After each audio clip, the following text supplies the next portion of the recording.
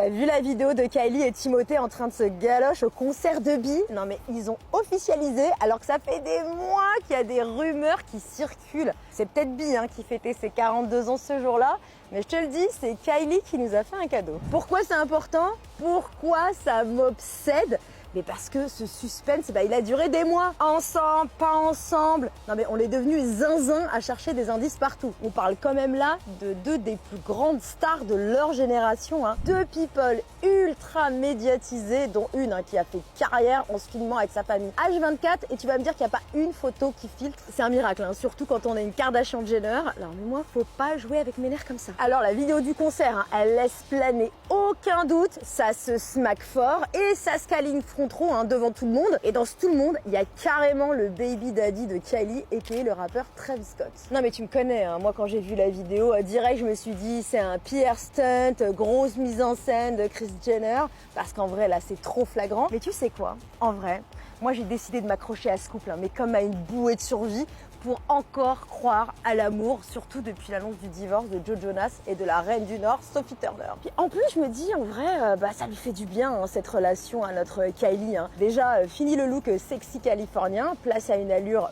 beaucoup plus chic, moi j'adore, en mode Sofia Richie, Quiet Luxury. La tournée des looks sobres, elle a commencé à la Fashion Week au printemps dernier à Paris, où notre Kylie, elle a été prise en photo dans un défilé de looks minimalistes, principalement des robes intemporelles, noires et blancs, complètement à l'opposé des looks qu'elle nous sert d'habitude. Kylie, elle entre dans sa new era. Non mais ça se voit aussi à ses nouvelles collabs, à l'image de la campagne Acne Studio, où elle incarne la ligne denim, succédant comme ça à Rosalia. Tu vois, j'y ai réfléchi. C'est bien pour elle. Tu vois, elle teste des nouvelles choses, elle grandit, elle expérimente.